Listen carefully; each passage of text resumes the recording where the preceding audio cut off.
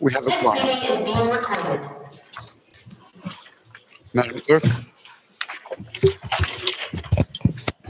Good evening. On behalf of the governing body of the City of Passaic, we welcome you to the May 11th, 2023 City Council meeting. In accordance with Chapter 231 Public Laws of 1975, adequate notice of this meeting was provided by a resolution of the Municipal Council adopted on June 21st, 2022, setting forth the schedule of regular meetings for the year 2022-2023. Said notice was published and posted on the City Hall Bulletin Board by the Office of the City Clerk. Please be further advised, due to COVID-19, this meeting will be in person and virtual stream via Zoom. Public notice and instructions for this meeting were published in the Herald News and posted on May 1st, 2023 on the City of Passaic website, www.cityofpassaic.com, council agendas. Instructions are also available on the last page of this agenda. Please be guided accordingly. Councilman Monk, Present. Councilwoman Mello, Present. Councilman Schwartz, Present. Councilman Garcia, Present. and Council President Scheer. President, shall we all please rise? Councilwoman Mello? Thank you, Council President. Heavenly Father, thank you for allowing us to meet tonight. We present to you this agenda that has been set before us, and we ask you for your guidance in every decision that will take place this evening. In your beloved name we pray. Amen. Of the United States of America, and to the republic for which it stands, one nation, under God, indivisible, with liberty and justice for all.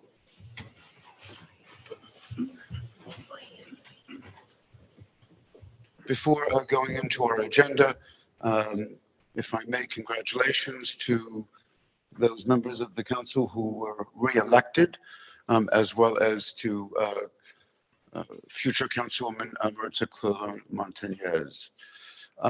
Would also like to remind the council that nominations to the Rent Leveling Board are being taken. There are 3 positions in the Rent Leveling Board: tenant, a landlord, and an expert, with 1 additional to each one of those. So 1 primary and 1 secondary. Third, in terms of tonight's meeting, number 1, welcome, ladies and gentlemen, to those of you who are with us here tonight, either physically with us or at home. We'd like to remind you that the meeting can be accessed on Facebook, as you know. You can also retrieve all the documents that the council has received from the administration on all resolutions, ordinances, communications, etc., and available to you are these same items that the council has received. I believe we're up to Roman numeral 4 of our agenda meeting, the mayor's update, and there's a lot to update. Mr. Mayor. Thank you, Council President, members of the City Council, those who are in attendance in person, and those who are watching virtually. I echo those sentiments and share congratulations to Council President Scheer, Councilman Chaim Monk, Councilwoman Tanya Mello, and Councilwoman-elect Maritza Colon Montañez. I also express my appreciation to the community for coming out to vote and all those who participated in the election. It is always an interesting experience to go through elections, but my favorite part is always when the elections are done and we can all come together to continue the good work of the City of Passaic, New Jersey. Council President, on the 4th of May, I share with you and the members of the City Council that it was a National Day of Prayer. We had 40 members of clergy and those who lead faith-based institutions, as well as many others, come together at the City of Passaic to express their hopes and desires for a better community for all. It was an extremely special occasion, and this specific initiative was started in the 1950s, I believe. I'm off by date. I believe it was President Truman. It is the actual National Day of Prayer. It is directed through the White House. It is the one time that government is encouraged to bring people together. Well, let me not say that. Government always wants to bring people together, but specific in this arena. And it was an open invitation to people of all faiths, of all backgrounds, of all beliefs or no beliefs, to come together and join in well wishes and hopes for a better community for all. On the 5th of May, we had a visit from the Council General of Mexico, uh, who is assigned to New York. We also had the new Council General from Mexico assigned to New Jersey as we look to celebrate the Battle of Puebla, often referred to as Cinco de Mayo. We were able to lay a wreath down at the General Zaragoza statue, which was a donation from Mi Casas Puebla and the Mexican government. They are in charge of upkeep and maintaining of the statue, and every year they come here and they lay a wreath down.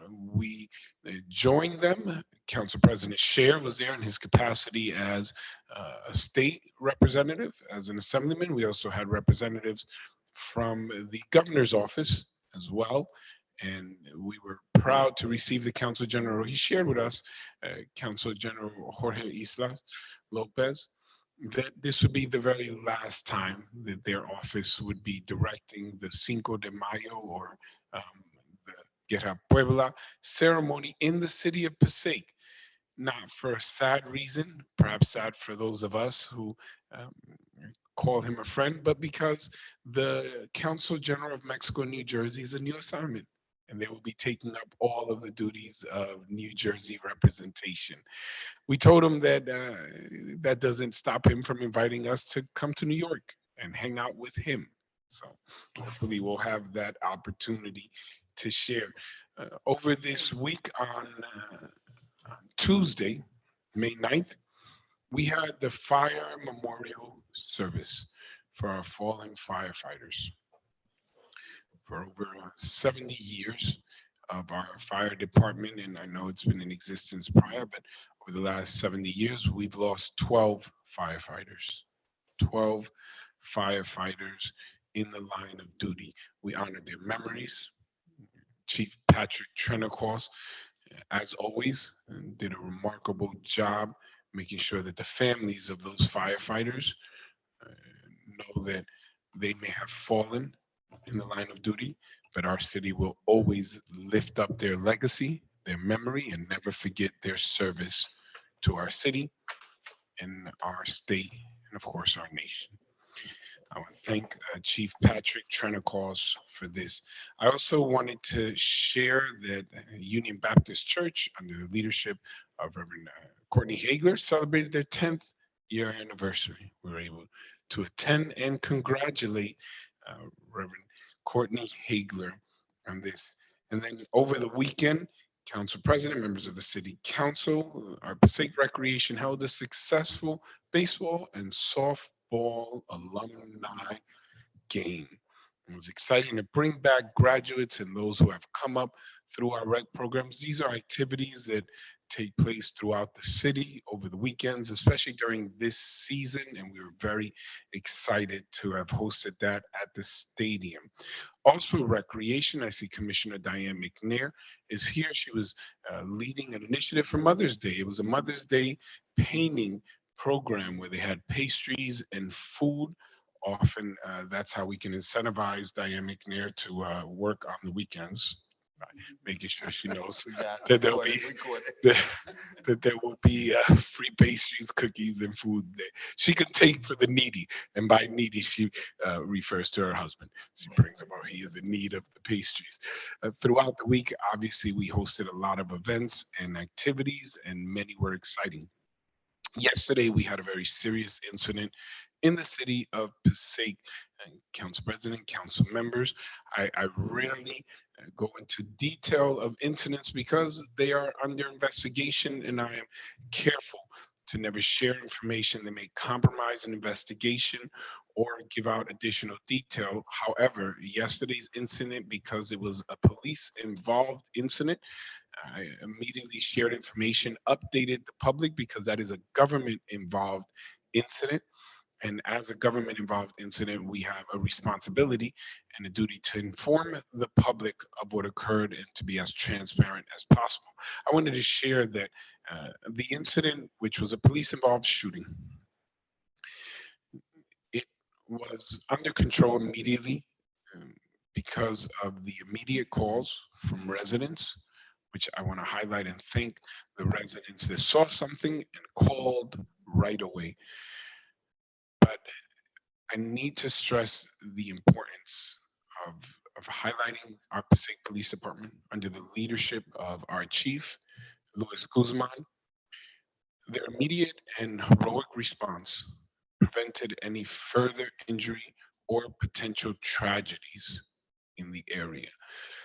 There's footage that was released on social media, but I must stress this. Their timely response, which was immediate by all accounts of those that were present, resulted in no further injuries or tragedies. The incident that occurred, and I won't go into all the details, we were we were able to confirm that an individual had a handgun and discharged that weapon on scene in an area in close proximity to one of our largest parks, near our schools, right by our train station at 6:30 in the evening. Nothing of the scene had us believe that this was a targeted incident towards any individuals or groups. It was isolated between the individual with the weapon and the police that responded. However, it is important that I share this because we had confirmation the weapon was discharged. A lot of individuals may not understand this. When a bullet is shot from a gun, it does not have a GPS on it, and it is not limited as to where it can go. Often people don't realize that bullets shot up in the air come back down with the same force and velocity that it went up. That is often why you may see it in the movies, police giving warning shots, but not in real life. It's bullets that go up must come down. If they come down, they can come down on a child or an innocent bystander. Uh, an individual waving a gun around and shooting it in different directions, though they may not see where the bullet goes, the bullet travels and can hit a child on a bike, someone coming off a train station or the train, someone at home with their baby unexpectedly. I only say this to once again highlight the heroic response of our Passaic Police Department. Because they were able to respond and get the scene under control immediately and stop what was going on, there were no further injuries or tragedy. I want to thank the police officers on the scene. I want to thank the Passaic County Prosecutor's Office. I want to thank the police, Port Authority, the NJ Transit. I want to thank the state police. I want to thank all those, including the Attorney General, all those that were involved, ensuring that we could secure the scene and immediately being able to inform the public that the area was safe. And then again, I share because sometimes people aren't privy to what we are as government officials, that not every incident gets reported immediately because some incidents are crimes. Each incident is different. In this particular case, because it was a police involved shooting, there was a lot of information that went out immediately. And because it was resolved so quickly, we were able to identify the weapon, explain the weapon was in custody, that we had evidence, and that we knew a lot of more information than we typically do. In cases where there are shootings around the city, and I would hope we'd have none, but when they occur, those are usually active investigations. So individuals may have expectations. Who did it? Why did it occur? Who was the victim? Where are you in the case? A lot of this information is ascertained as the investigation is ongoing throughout the next few hours, perhaps days. But I, as mayor, and often council members, do not share information that we are made aware of because, again, you could compromise an investigation. You can tell people the police know where the individuals are and they're going to pick them up. They are still in the city. And lo and behold, the people are no longer in the city because an irresponsible or over enthusiastic elected official shared information that they shouldn't. I only give that context to give the community perspective and perhaps let them in a little bit on so many of the things that go on. But again, where I began with this and I'll end. Kudos, I commend the heroic responses of our Passaic police officers, the leadership, and their work and commitment every single day to keep our city safe, to protect the public, to serve, and to respond with so much professionalism. The individual who was taken into custody is in stable condition. It was reported, Council President, members of the City Council, that that individual was struck by the police involved shooting, meaning the police officer were able to subdue the individual after an exchange. That individual was shot, but they are in stable condition and receiving the help that they need all around. That is the end of my report, unless there are any questions. Thank you, Council President. Thank you, council members. Oh, you know what? Forgive me. To our clerk and to your entire staff, you have done a tremendous job. For reasons outside of your control, the school board election was moved to a later date, closer to the city council municipal race. Your staff was overwhelmed with machines, with early voting, with elections within days of each other, and individuals calling. You guys worked around the clock and managed to do, as was no surprise to any of us, a fantastic professional job, objectively, and we thank you. Thank you. Your leadership, Madam Clerk, continues to inspire us all. Thank you. Mayor, thank you. Mayor, I know that you're on the schedule in just a few moments regarding a proclamation. Did you wish to do that now or a little bit later, sir? The proclamation is shared as an FYI. It will be shared at a different ceremony. I'm sorry, sir? The proclamation was an FYI. For your information, it was more of communication. It will be shared at a different ceremony. Very good, thank you. Any questions or comments from the council?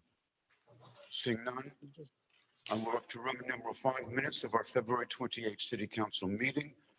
Are there any additions or corrections that need to occur? Seeing no lights at this time, is there a motion please to accept the minutes of February 28th? Second. Motion and second, roll call please on the minutes. Councilman Monk, Yes.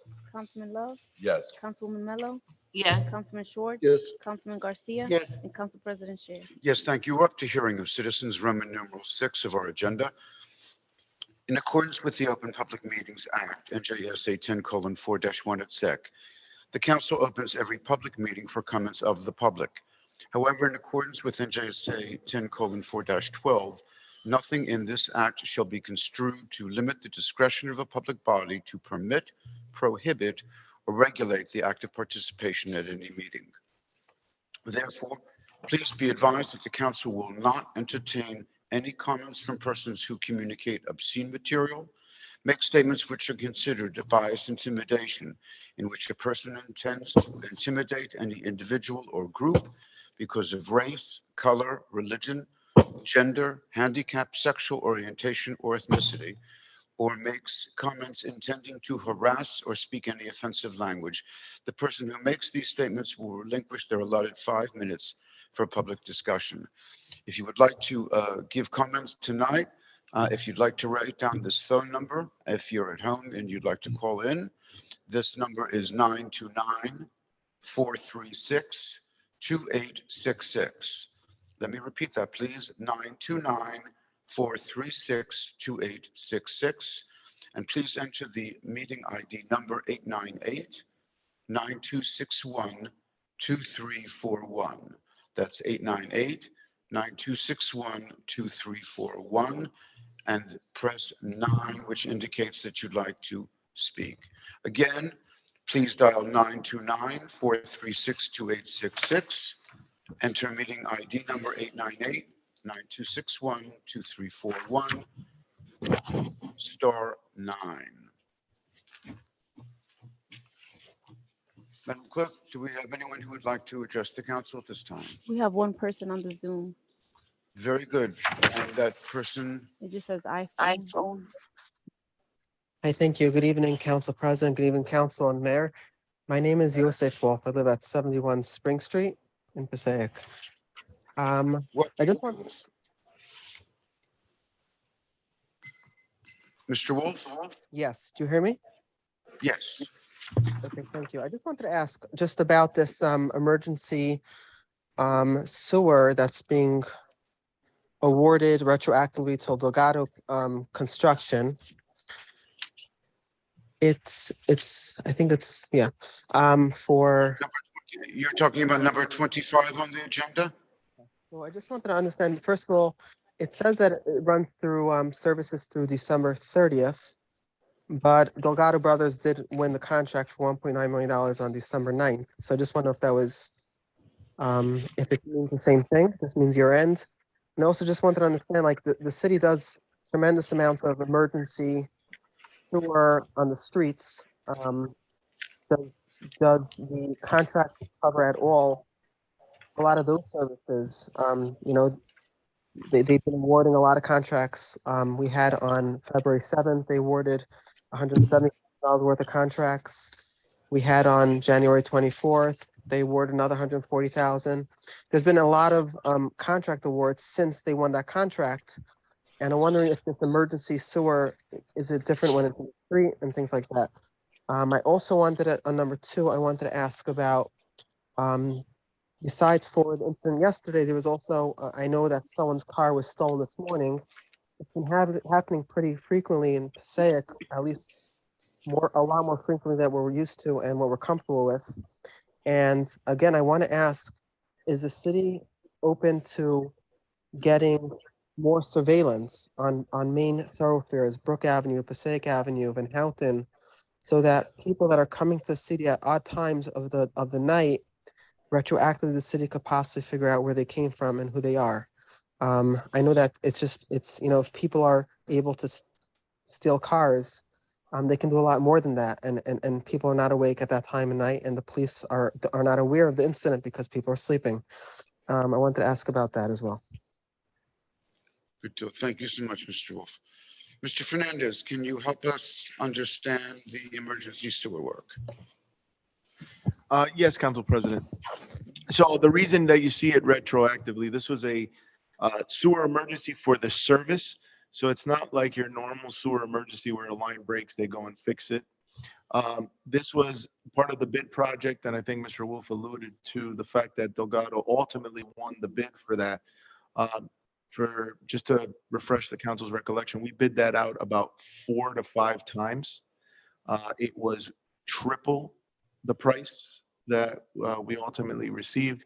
During that time, we still needed the service because when, in the middle of the night, there was a call from a resident, someone had to address the issue so that we can then do what we needed to do to repair it. And that's why it was from the end of the contract, which was July 1st, to the time we were able to bid it and award it in January, which is December 30th. And basically what you see here is consistent with what ultimately was the winning bid for the year. So the winning bid was about 900 and change, and this is about half of that for the 6 months they did before. It was a necessary service for the city. I mean, the word emergency is being used. What constitutes an emergency? So there's many things that constitute an emergency, but when we're talking about specifically for sewer services is if there's a sewer break or a sewer backup, sometimes it doesn't need to be repaired. You just need a company to go out there and remove, the clog in the system. And that was a service that was absolutely necessary. If we did not address that, it can have catastrophic results for the residents in that specific line. So that definitely constituted an emergency service because without it, it could have created a lot of damage of property and health and safety because we're talking about sewage, raw sewage. Okay. I don't know if I still have a few I seconds. had a second question regarding car thefts, and I saw the chief just exiting just a moment ago. As we wait for him to come in, Council President, I just wanted to clarify. I know that our business administrator stated that we rebid that ultimately 3 times as high. What he was stating for the public that is in privy is we didn't accept the one that was 3 times as high. It's one of the reasons why we kept bidding it out. But I do encourage members of the public, if they know anyone that can do this kind of work, emergency sewage repair, please refer them to the city of Passaic, because we're always open. This is a very open and public process, and we would love to hear of any suggestions. If they know anyone that can do this service, we look to try to get individuals that can provide these emergency services, especially when it's overnight, when there is no vehicle on the road, and we're concerned that a backup could result in a bigger issue. In regards to surveillance, and I know the chief will come in, but we recently were able to receive funding to buy surveillance equipment that reads license plates as they come in and come out of the city. We are strategically determining, I know I mentioned it before, where we're going to place this surveillance. These conversations take place with the chief of police and obviously with county and state officials, in order that we may coordinate our efforts to better work to catch individuals. It is an issue that is occurring around the state of New Jersey. Just for context, I know I shared with the council president, but in February of 2022, we had 12 stolen vehicles. In February of this year, 2023, we had 12 stolen vehicles. In March of 2022, we had 25 stolen vehicles. In March of 2023, we had 17 stolen vehicles. There was a drop in stolen vehicles. In April of 2022 and in April of 2023, there was a spike. We had over 20 stolen vehicles during the holidays. We always try to remind individuals during the holidays. I know we have Easter and Passover. Individuals tend to leave their cars open throughout the holidays, and we get reports of individuals breaking into the vehicles or taking vehicles. So remind individuals always to keep their doors locked. In the first week of May of 2022, we had 4 stolen vehicles. In the first week of May of 2023, we had 4 stolen vehicles. We do not see a rise in the numbers or a drastic rise. However, I will share this. In a city of over 70,000 residents with over 30,000 vehicles in the city of Passaic, we tend to average just about 200 stolen vehicles a year. At times, there are periods where it may be targeted at a specific area, those who may live in proximity to the entrances and exits of our major highways, Route 3, Route 21. Vehicle-related crime can range from someone opening up a car door that wasn't locked and taking change or looking for something valuable inside, to individuals taking it out for a joyride because someone left a key fob inside, or someone stealing the vehicle and taking it somewhere else. We saw a rise in catalytic converter thefts throughout the state of New Jersey. Our police chief, under his leadership, has directed specific walking details where individuals will see police officers throughout the evenings and the daytime in order to make sure there is an increased presence.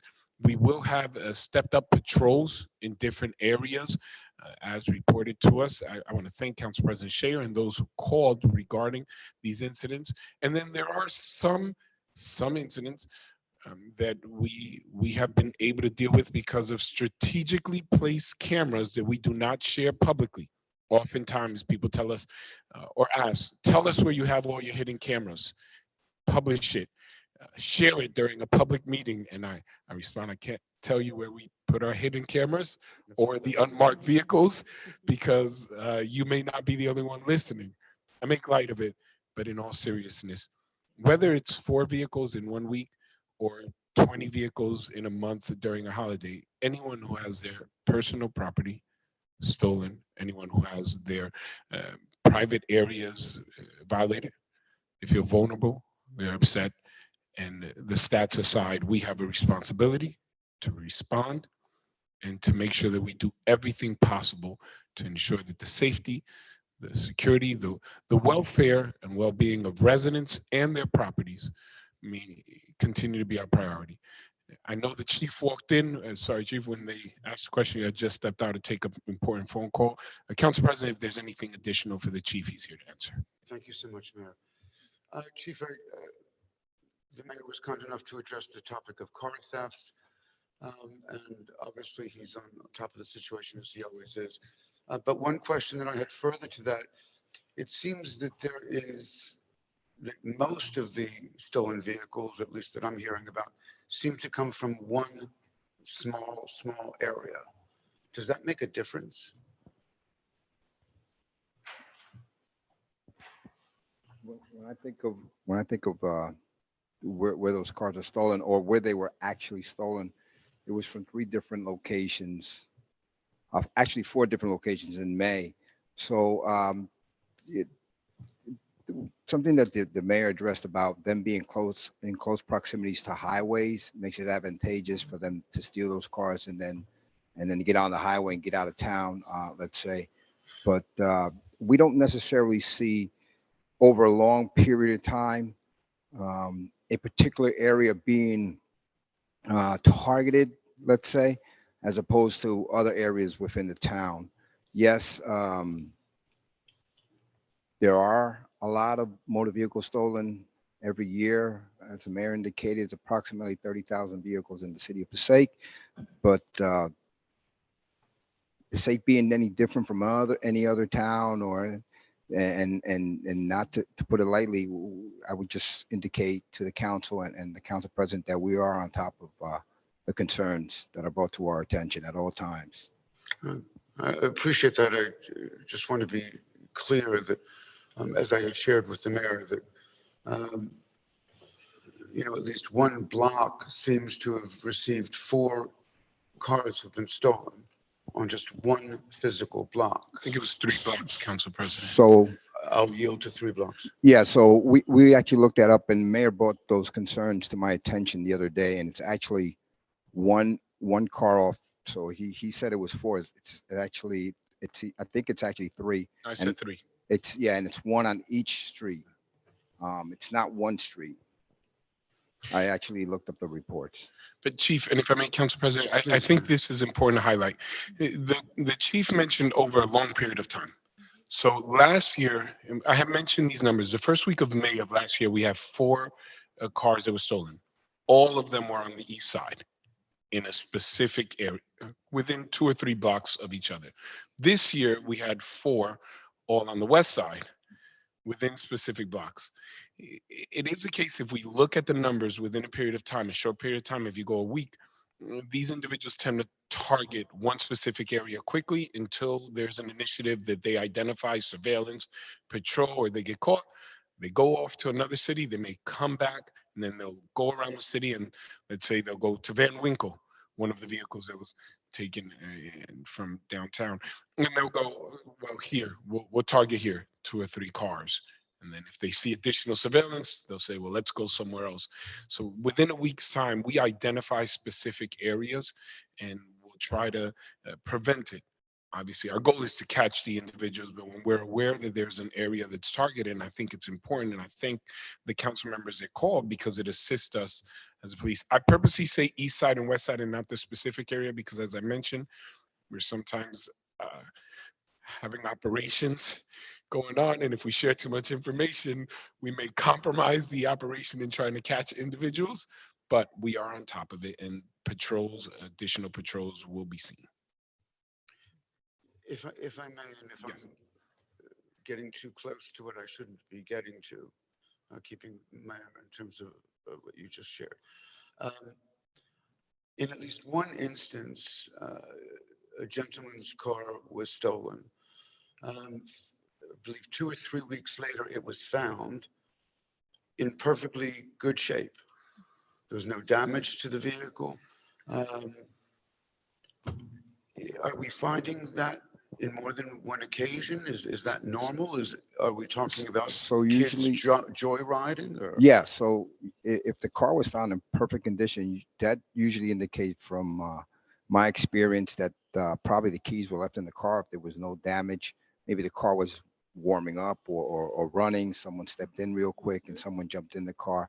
We'll see that when we see that cars are untouched. And like you said, Council President, someone goes for a joyride or just needs a ride down to, not to mention a town, but to another town. And they see an opportunity and they literally jump in it or jump on it. Cheaper than a bus. Could be. But Chief, I believe the new technology, Chief, I believe the new technology of key fobs have made it a little bit easier. And what occurs, and Council President, you are correct. There are occasions, and we are aware of certain social media trends where teenagers are encouraged to go around neighborhoods, and if they know their neighbors may have left a key fob or a vehicle unlocked, or they're aware where they keep the key, to take it for a joyride.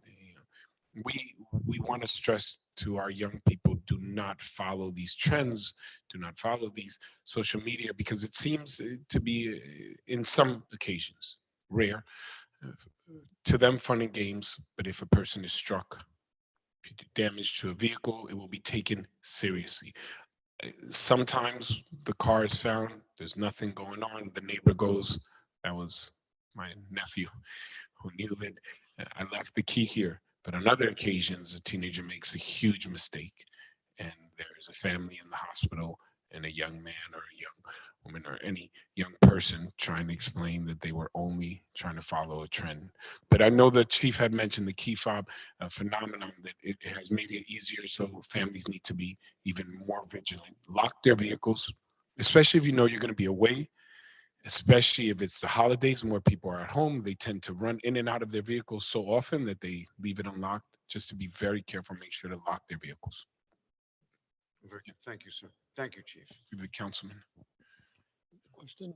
The, Councilman Schwartz. most of these vehicles are where they're able to get their hands on the key fob, or they're able to bypass the key fob. I want to apologize. I don't know the specifics to each motor vehicle, but the mayor is correct that a lot of times it is via the key fobs. These particular vehicles, I'm not sure because I didn't actually read the reports. I looked at the locations, the times for the city. If you leave your item in the car, sometimes the car doesn't lock, and that becomes very easy for someone to come in, grab it, and turn on the vehicle and drive. Your intention may not be to go take it to a chop shop. You're going, hey, I found an open vehicle. I'm going to ride it around the block, go through the park, and then leave it somewhere, go away. And they may think this is innocent fun. But this is why we stress, make sure that you have your keys with you, your devices that turn on the vehicle, make sure that the vehicle is locked. Look, it's happened to me. I'll share. There are times where I'll leave the car. Yes, it's so easy because before you had to physically put the key into the ignition and turn it on, right? Or the starter. Not now. Now for many of these vehicles, as long as it's in the vehicle or on your person or anywhere in the vehicle, you can turn it on, push of a button. Just as that is easy, it's easy to forget it in the vehicle, walk out, and the door is open. I say this so the public that is watching understands. Please be very careful. Please. Thank you. If I may, expanding this a little bit, I was asked two questions by one gentleman whose car was stolen. Number one, is there any way to coordinate our efforts, and for that matter, all departments, police departments, with Easy Pass, so that if my car was stolen this morning and they drive through an Easy Pass, that is there some notification process that works on that? And the second question is, the gentleman had could show me that credit cards were charged. If the credit cards were charged, probably a wallet was left in the vehicle. Right. And they then went to Quick Check, not in Passaic, but somewhere else, went and got gas or whatever for the car to continue on their travels. So that's what lends me to believe the use of the credit card. They'll use it, and the trend is they'll use it for $10, see if it's good, and then they'll use it for something else for a much higher amount. So that's what probably explains the credit card. It was probably left in the car, maybe with a wallet. As far as the Easy Pass, I personally don't know. We would need like a warrant or authorization from the owner when that car goes through a Easy Pass location, because that's instantaneous. That it lets us know car just went over the GW Bridge, Parkway, or whatever. But that would have to come from the owner unless they give us passwords and things of that sort to look into that. But the Easy Pass matter is instantaneous. If we were to get that, we would then we would have to notify the state police on the Parkway or what have you to see if that car's on that road. Is that done? It could be done. No, Council President, the chief is correct. It can be done. I want to be very transparent. A vehicle that's stolen for the individual is an extremely urgent matter. It's not an emergency. In a situation where a vehicle may be taken, and let's say in an extenuating circumstance where there was a baby in the vehicle, that is an emergency. We're calling state police. We're using all the resources, county, state, everything, easy pass, everything. I don't want to make light of it. I just want to give an appropriate answer. Your Volkswagen or your Toyota, whatever your vehicle is, there was no one in it, was taken from your property, you're going to file a police report. The police are going to put out the report. They're going to be driving around. If anybody finds a vehicle, all of our resources will not be directed because your vehicle was taken. We have a city of over 70,000 people. We sometimes deal with issues such as last night, where there are incidents of a shooting. On the list of priority, your vehicle is extremely important to us. We want your property back, but unless it constitutes an emergency, it justifies the use of resources beyond our city because there was some kind of emergent situation, such as a child was in there, or someone calls and says, I had sensitive government papers or something that we can verify that would justify calling county or state on the regular. Our police are not going to involve the state or call county officials for a stolen vehicle. It's going to go on report. More times than not, we find the vehicle a few days later. Sometimes it's missing parts, sometimes it's missing money. In terms of credit card theft, these things we advise the public cancel immediately. Your cards, call, notify all of the appropriate banks, make your report for insurance purposes immediately. And there are times where we'll find the individual the same day, within an hour, and other times where your vehicle is found 2 weeks. But I do not want to create an expectation that we are going to utilize Easy Pass or state resources because your vehicle was stolen. That's pretty much every municipal police department. Yes? Yes. So if I went to wherever, their response would be, of course, they want to catch these people as quickly and as they possibly can. But compared to the list of things going on, it is just not the highest priority. That's correct. It is the highest to stop the thefts. And that's why we are at request, not just of the council members, residents, but we have stepped up patrols. Yes. Good deal. Thank you. That was very, very helpful. Weatherly, do we have anyone else? Not on the Zoom, we don't. But Mr. Kanasani's coming up.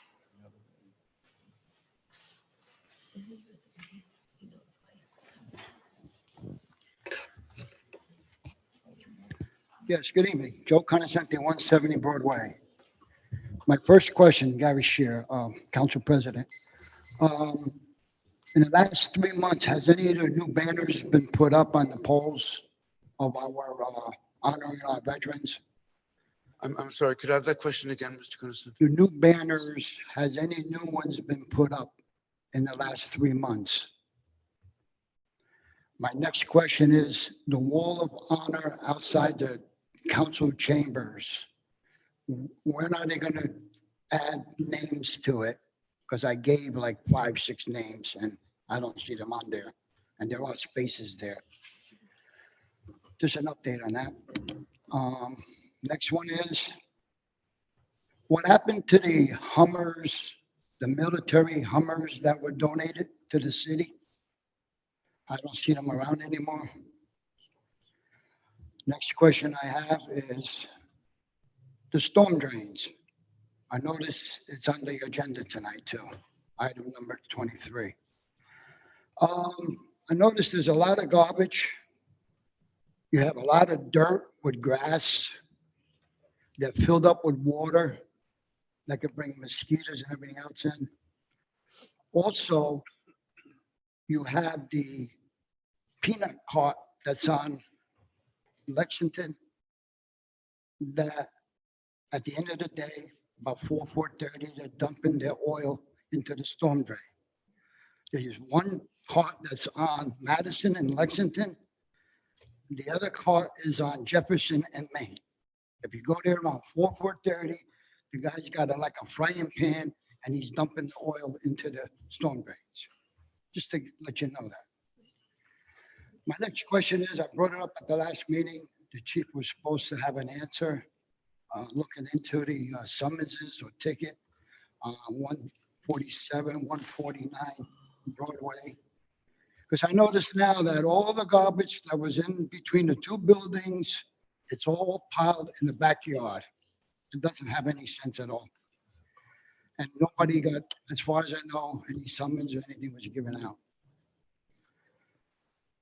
A study was supposed to have been made on the dirt bikes and the bicycles on sidewalks. I haven't heard anything. I'd like to get an update on that. And these are my questions tonight.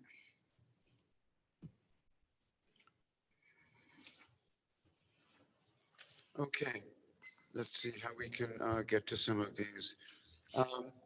Mr. Fernandez, would you know, have we any new banners erected in the past 3 months or so? Yes. Council President, 20 new banners have been put up in the last month. 60 new banners have been ordered. Those 60 new banners will be put in at the end of May, going into June. We have posted up the email for family members. We have shared it, sent it to children through the schools, posted it up on community boards, and it is presently up on the City Hall website. Renee, who is present here, receives the request, puts in the order, but we put up 20. Many will see them as you go up north on Main Ave. If you come back down south, you'll see that the new banners have been put on both sides. They're primarily or exclusively on Main Ave? Yes, Main Ave, until we run out of poles, but we will put up as many veterans that have served from our city and honor them. And the only thing on the banner is the picture of the veteran, the time that they served, and the seal and name of the city of Passaic. We wish to continue to honor them in their service. Thank you. Outstanding, Mayor. I know that I speak on behalf of the council, just an outstanding work. In terms of the wall of honor here outside Chambers, we add names to that too, do we? On a We regular do. We basis? don't know who the gentleman gave the names to. However, if he submits it either to the clerk, Give it to Captain Martin. understood, we'll go through the names, and if we can add their names and verify their service, we will definitely add them. I will share that on occasion we receive names of individuals for the wall who are still alive, and individuals made a mistake and thought that they were not alive. They just moved out. The Hummers, They're primarily used for storms, floods, rescues by God's grace. We have not had many uses of them recently, but they are in reserve, and I believe the chief can verify that. That's correct. That's exactly what I was going to say. We had a rather mild winter, and we've been very fortunate after previous couple of years of serious storms when you saw them out there all the time. If I may, Council President, please, and Councilman. they're also used for police-induced emergencies as well, right? SWAT team. If there is an incident that would raise to the level of needing to use those kind of vehicles and more tactical equipment, yes, but we have been fortunate where we haven't had to use them. Great. They're primarily used, we received them as through government grants. They weren't just donations. There was a process we had to apply. We had to show justification as to why we would use them. It is not the intention of the city of Passaic to militarize our police. They become extremely useful through a pragmatic approach at dealing with storms. Many times through flash flood situations, like if you consider our downtown area by our 8th Street, it floods when there's extreme weather conditions, heavy downpour in a short period of time in the proximity to the river. When the elevation of the river rises, and we have a natural spring under the city of Passaic, water comes up, individuals are stuck at home. So if you consider an incident where there's loss of electricity, flooding in the area, individuals' cell phones are running around, they're calling police, get me out of here. We have senior citizens, we have people connected to medical devices.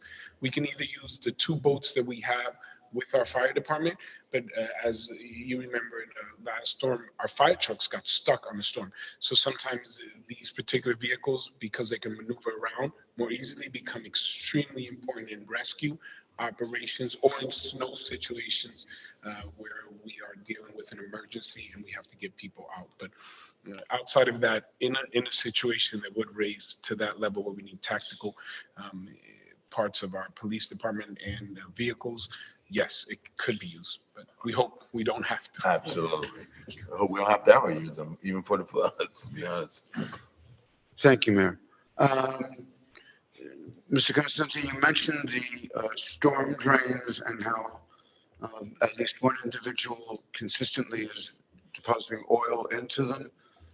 When you next see that, if you'd be so kind as to give a call to the chief's office so that an officer can be sent down, telling us about it is very well appreciated. Of getting it taken care of really requires the citizens to pick up the phone. We can't have cops everywhere as much as we would like to. You mentioned 147-149. That was Lexington, No, Broadway. Broadway. And they're putting their garbage in the backyard. Well, this is ongoing issue. I had the front cleaned up. They moved everything in between two buildings. Now at the last meeting, I brought it up again. They're between two buildings. Now everything is all pushed in the backyard. Doesn't make any sense at all. Well, in the backyard is their property, isn't it? Yeah, but still, it's garbage. Well, it's Bringing their, well, rats, you're bringing the everything question into is, the area. unless there's a health hazard, I don't know if the city has any Well, standing. it is a health hazard. Excuse me? It is a health hazard. That's the whole point. Mr. Constantine, you got your health license and you didn't tell Yeah, I us. did, right. Susie, what is the law? It's all Can I common sense. put garbage in my backyard as long as the health officer doesn't object? As long as the health officer doesn't object, yes. So hopefully we'll get the health officer to make a visit there, but Well, unfortunately. they've been they were- there. Unfortunately, They've been they're there. I within don't know their what they did, legal but they've rights. been Well, there. then it should be taken care of if they were there. And you wanted an update on dirt bikes. Do we have an update on dirt bikes? Yes, Council President, as we had shared in the last meeting, we had asked our attorney to do some research on potential laws that we can implement or follow that were presented in other municipalities. Recently, I've come across an ordinance that was successfully passed in 2 other municipalities where they did not directly go after these vehicles, Council President, cities of the members of the City Council, but rather they passed an ordinance where you cannot gas these vehicles in any gas station in the city unless it is on a lift, meaning you have to transport it on another vehicle on a lift. You cannot ride it into a gas station and get gas. This seems to be working in some municipalities as a deterrent to say, I don't want to ride around here, I can't gas. We are exploring whether we can take it one step further and say you cannot gas these vehicles at all. I believe, I'm not an attorney, that's why we have such amazing and remarkable attorneys and they'll do the research on it. I believe that may be a little too much to prevent individuals from using something that you can legally buy, but we may be able to follow in the direction of other municipalities and say you cannot ride them into the gas station. They can only be gassed on a lift, and we can go after the gas stations for providing any gas to these vehicles. The public may not be aware, but we cannot legally set up roadblocks. We cannot, in pursuit of these vehicles, create a situation where we put innocent bystanders in danger or create a situation where we may cause an accident. And these vehicles have been posing a challenge, council presidents, members of the city council, throughout the entire state of New Jersey.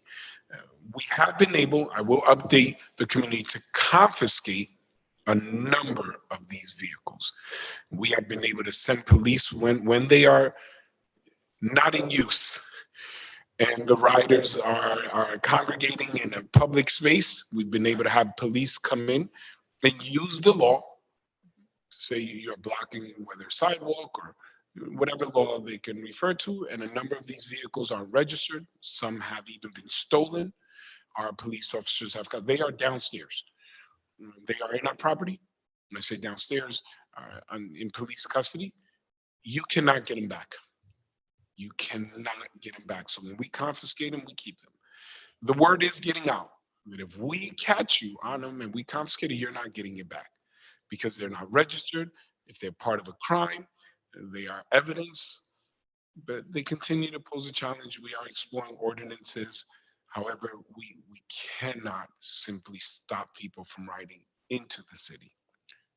What do we do with them? Once we've got them? We have there are unsubstantiated reports of Councilman Love in shorts taking joyride. No, forgive me. I'm sorry. I couldn't help you. I saw the video online. I'm sure it was doctored. What I was sharing, Council President, all jokes aside, is we hold on to them. We do hold on to them.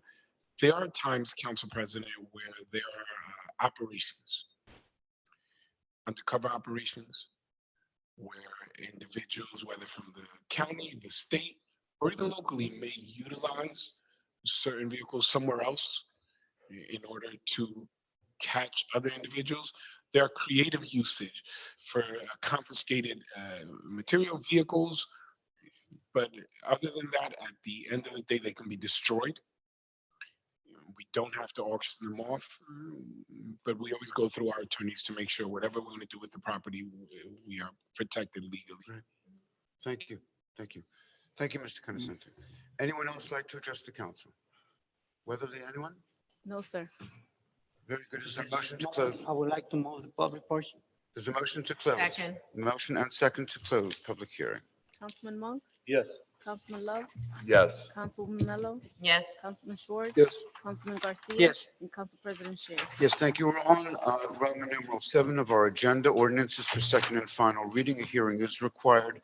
Number 1, proposed ordinance 2395-23, an ordinance amending the designation of restricted parking for disabled persons by New Jersey license plate number. Is there a motion, please, to open public hearing? So move. Motion Second. and second. Roll call, please, to open. Councilman Monk, Yes. Councilman Love, Yes. Councilwoman Mello, Yes. Councilman Schwartz. Yes. Councilman Garcia. Yes. And Council President Scher. Yes, thank you, ladies and gentlemen. At this time, the council is deliberating on this proposed ordinance 2395. If you would like to comment on the ordinance, we invite you to please contact us at the same number that we shared with you earlier.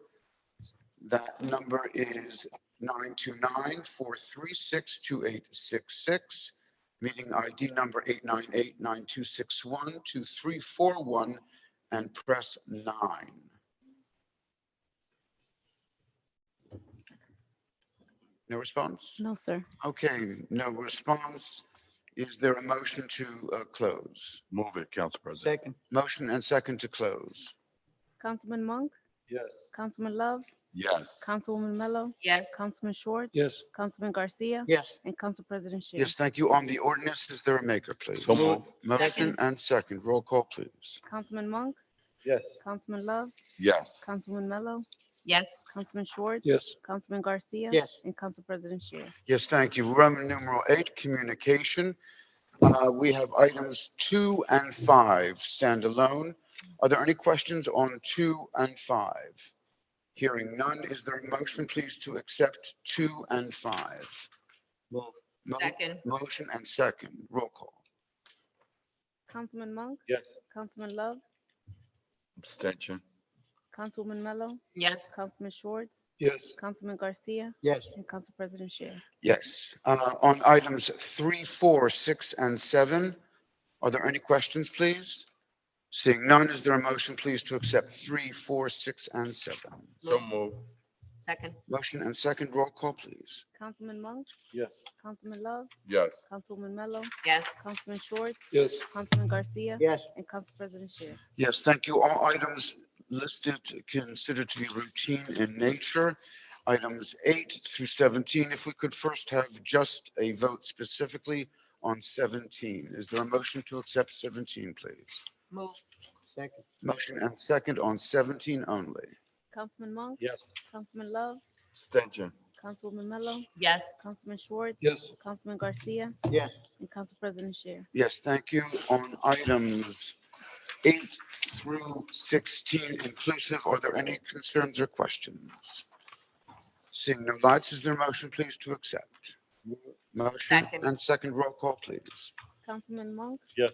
Councilman Love, Yes. Councilwoman Mello, Yes. Councilman Schwartz, Yes. Councilman Garcia, Yes. and Council President Shear. Yes, thank you. Resolutions, please. 18 authorizes a closed executive session. Susie is our legal No, voice. no, Council President. We do not need. We do not need it. Mr. Fernandez? No, Council President. The mayor, I believe, stepped away for just a moment, but it was my understanding he didn't have any items. That is correct, sir. as Very far as I'm good. aware. Members of the council? Seeing none at this time, on items, please, 19 through 31. Are there any questions, please, on 19? Mr. President, Yes, sir. may I have a separate roll call on 25? 25 separate roll call. Very good, sir. Councilwoman Mello. Item 27, the Yes, ma'am. resolution authorizing submission for the New Jersey prevention, the CLEP program. Yes. What exactly, I see that it's for the lead exposure. What exactly is that? Is that for, is that a program? Is that for the household? Yeah, so it actually funds our current program in the health department. Okay. The last 3 years, we received approximately 562,000 for the last 3-year cycle. We don't know what we're going to get this year, but we have in the past, and we've been running our childhood lead exposure prevention program through our health department for the last 3 years, and we received 562,000. We hope that that will continue this year with actually more funding because there's additional requirements from the state. This council might have remembered they passed an ordinance requiring additional inspections for lead in properties coming from a order from the state of New Jersey. Thank you. Any other questions, please? If we could deal with Councilman Monk, right? Councilman Monk, I didn't see your light on. Thank you, Councilman Love. Yeah, just a quick question on 25. On the back side of this resolution is the letter from the,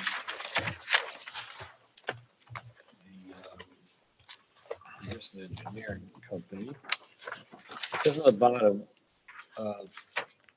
the cost per emergency costs $3,500. What does that mean?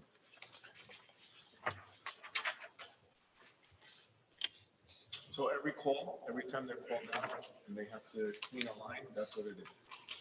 But that, so what's the 400,000 for? That was when you multiply all the number of service charges. And that's what it came out to. Yep. Oh, that's the exact direct Direct correlation. to what it is. $3,500 per call. We would get them monthly, the number of calls. So if somebody calls the city and at the end of the day, there was not a problem with the city line, but it's a problem with the home, we still have to pay the $3,500 For the service.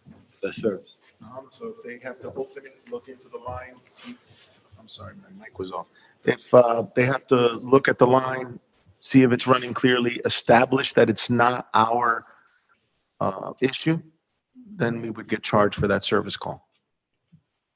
And I could tell you that there were many calls at the end of this that were not charged. If Well, I'm sorry, As a I missed courtesy. it. If they open it up, they see it's not a problem with the city, Yeah, you're getting charged for them going and servicing it, whether that be TVing the line to make sure it's not our issue or just going to check that it's not our issue. You know, they come out with the equipment, they come out with the staff at whatever hour we call them, they open the line, they check the line. They sometimes check multiple lines to make sure that it's not creating an issue to any one particular, location. so if it's, I guess, probably most calls are not it's not a problem with the city line.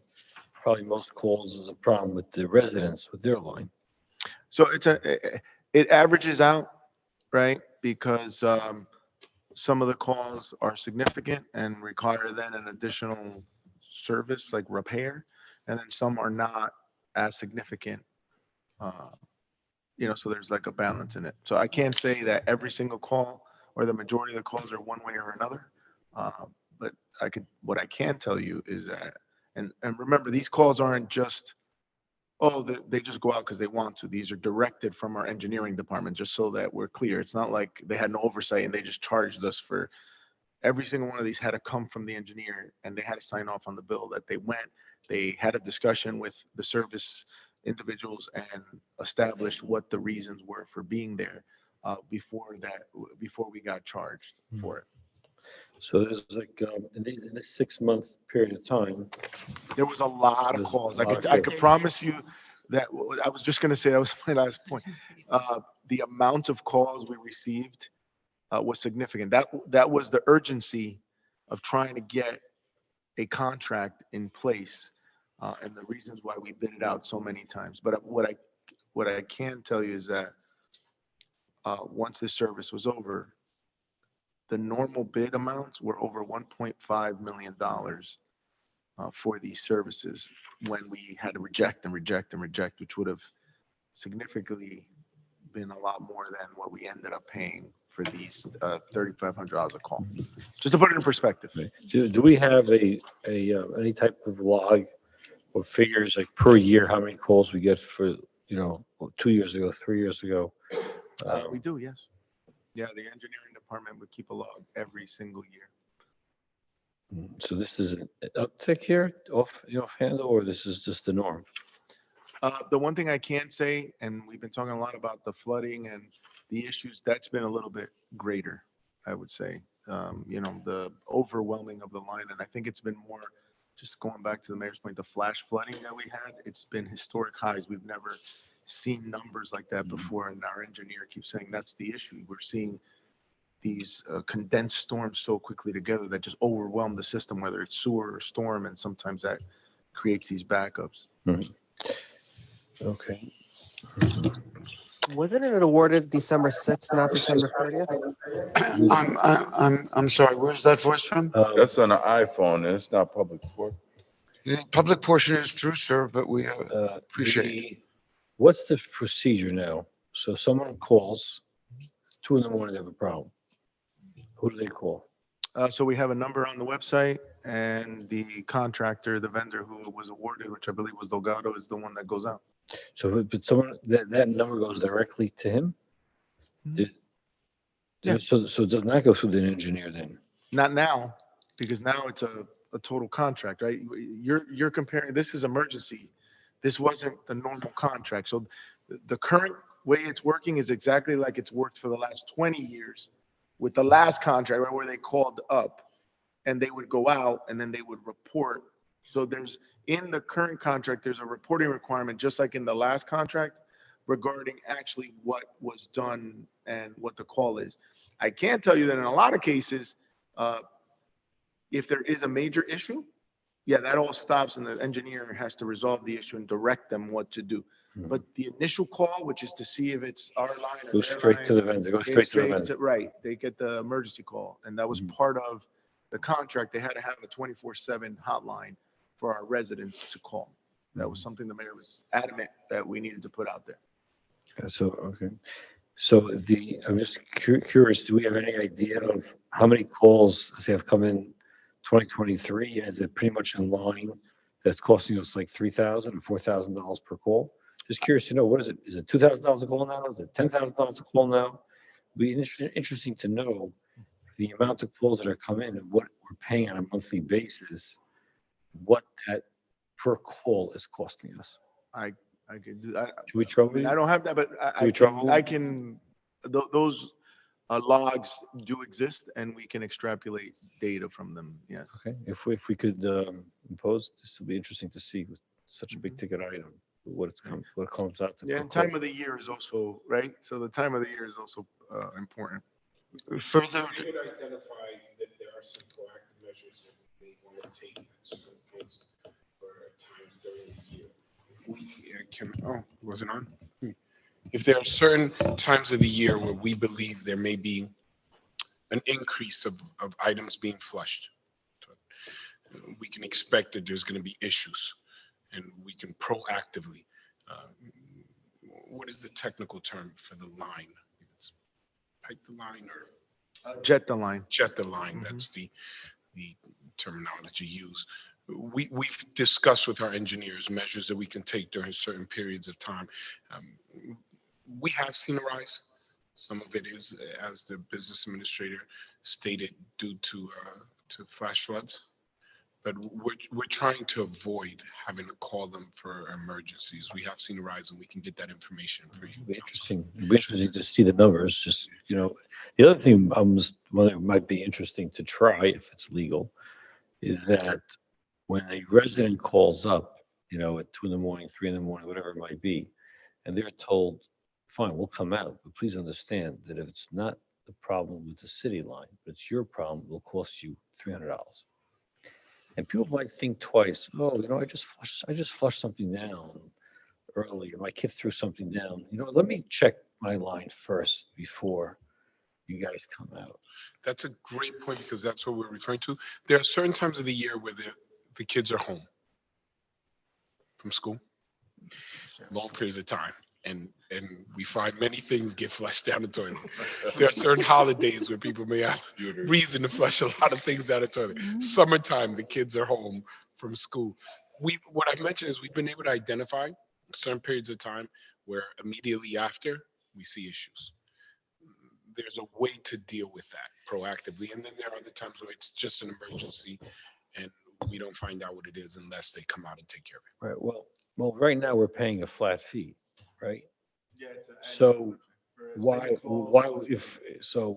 want to, penalize residents, right? If it's not costing us anymore, whether the contractor has to come out 200 times or 1,000 times. It's if we were paying per call, right? And then at that point, but I think taxpayers are paying enough that we give them a service which is not costing us anything extra, unless we would reduce these calls by 20-30% with implementing something like that. Then our next year's contract might go down because vendors see that their calls are less. But again, this is above my pay grade here to figure out. Makes sense. Yes. Are there any other questions, please? Yes, I just have one. Councilman Love, please. I'm afraid to ask because I think I know the answer to it, and it's going to hurt my feelings even more. That being the case, why don't we skip the question? No, but all seriousness, is there any mechanisms or policies or procedures in place to get reimbursed for any portion of it once we discover that that call didn't pertain to city lines? The way to do that would be to get an ordinance in place with a fee for it. And then kind of like what Councilman Monk and the mayor were discussing, because we do have it, for example, it's similarly to an alarm call where they go out and there's no crime and, cry wolf or whatever, and then they get charged because we went out there was nothing because the machine. There is a way to implement it. No, I apologize. Let me clarify my question. Okay. I'm talking about, obviously, there's lines there that deal with the sewage, right? Mm-hmm. I'm speaking more of those agencies rather than residents. Like if we go out because the calls come and once they open up, it might be our lines or it might be sewage lines that belong to the sewage authority. Am I correct? There are issues where the cause, if there are issues where the cause of the backup or the reason that it was called originated from a line that we're not responsible for, yes, we can go after the agency. I think what the business administrator is referring to in terms of the conversation with Councilman Monk and on behalf of the council is it's a delicate balance where we don't want to deter people from potentially calling. Absolutely. And then an emergency occurs. But at the same time, the same with the fire alarms or the police. When people think, if I call, I'm gonna get charged, it might not be an emergency. And then by the time you find out it is an emergency, it's so far along that could have been prevented. But at the same time, you're right. If individuals feel I can just keep calling every time I think there's a minor issue. So we're trying to figure that out. Do we have those kinds of frequent flyers? Is it a number that? I think that's the next step. And I believe we may have this information. How many times have they responded where it was an actual emergency? How many times have they had to open up the road to say later on, this could have been taken care of? Is it to the interest of the person billing to say, you don't need me to come. I would propose probably not. They're okay to come because they're getting paid, but they also want their contract renewed. So they have, to a certain extent, a desire to be transparent and show good faith in their work. Perhaps we can get some numbers on that, Mayor. That's what we're gonna say. Because, one thing I know all of us are anxious to make sure doesn't happen is that we come up with some ordinance and costs and all the rest of it, and it Yes, turns out there's one person a year who calls in without justification. over and over. But to Councilman Love's point, we have an incident downtown, our east side, where there were a number of sewage backup that resulted in emergency calls. We were informed through the Passaic Valley Sewage Commission that there was an incident that occurred just over the bridge in Bergen County that was causing this. So the Passaic Valley Sewage Commission stated anyone who was calling during that period of time, they would take up the cost. Obviously, it was our responsibility as a city to ensure that we gave them how many calls we received and that we got the information out in an appropriate manner. Those are extenuating. Those aren't the norm, obviously, but there are those incidents. And then, yes, Council President, as in terms of the data, it's on us. We can get that data for the council if we can have that for the next council meeting. Mr. Administrator. Thank you. Councilman Love? I just wanted to be perfectly clear that my intent with that question was how you ended in terms of Passaic Valley. I am no way in no form, and I know we're live, letting citizens know I don't wish to put a extra tax or burden on taxpayers, and I don't want it either. But I do say that if there's issues that we're paying $3,500 a call and a tune of 900 and something thousand, if there is those times where we open up and we find out that there isn't, I wanted to make sure there's a mechanism in place that we get reimbursed for those. Because I'll tell you, like you said, it's not the norm, but hey, 10 calls, we're talking about, $30,000, right? So, so that's one of those things I would like to assure that's in place, that there is, which you guys have already assured me there is. So We'll definitely have the reports. And in terms of emergencies, council members, one of the challenges that we have is that the issue that we may be facing today isn't the immediate emergency. The rainfall that we get 2 days from now that we didn't expect and we didn't deal with that becomes the emergency for the property owner in the basement, because it was exacerbated now by a downpour that we did not expect would be so heavy. But we definitely believe that the numbers should speak for themselves. So if we can get it before the next meeting to the council members emailed, in case they want to discuss it at the next meeting. Thank you, Mayor. Councilman Schwartz, please. Yeah, I'd be very interested to see those numbers. I would be surprised if you have repeat offenders, because if one calls the city, they have to wait for the city to come and then tell them that it isn't the city problem. Then they first have to get another vendor. In the meantime, they're 5 hours behind schedule and the mess is accumulating through the backup. And I would think they don't intentionally want to do that twice. It's a stressful situation for anyone in that situation. And I would be surprised if the numbers support that there are repeat offenders causing us regular problems. It would, I am surprised that any type of service call has to be the $3,500. I mean, it isn't because it's on the contract. When, if there is a high number of unnecessary calls, that they should be able to make a determination before bringing out all of the equipment, especially if typical vendor to do sewage line is not looking down the manhole, but it's several $100s, not several $1,000s.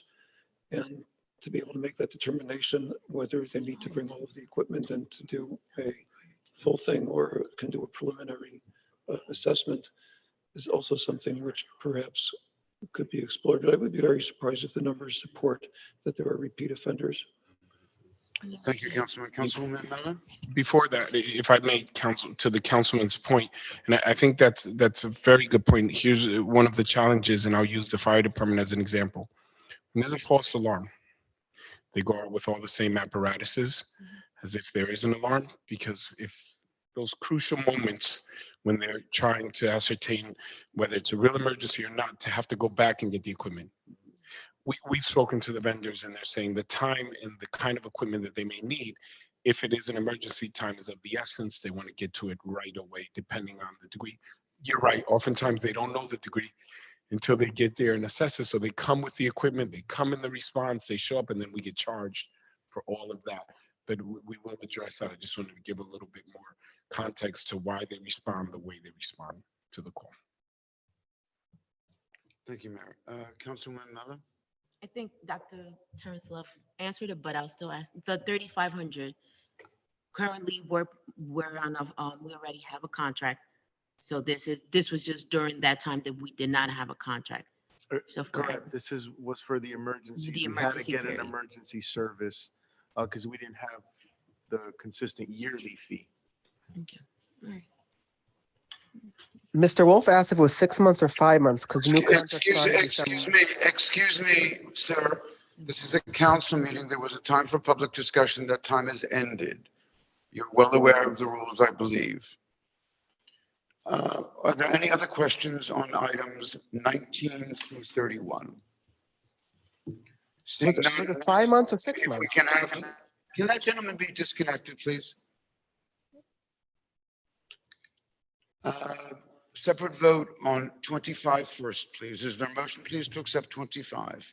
So move it. Motion, is there a second? On 25 only, roll call, please. Councilman Monk, Yes. Councilman Love, Yes. Councilman Mello, Yes. Councilman Short, Yes. Councilman Garcia, Abstain. and Council President Sher. Yes. On items 19 through 24 and 26 through 31. Are there any questions, please? Seeing none at this time, is there a motion, please, to accept 19 through 24 and 26 through 31? So move. Motion Second. and second. Roll call, please.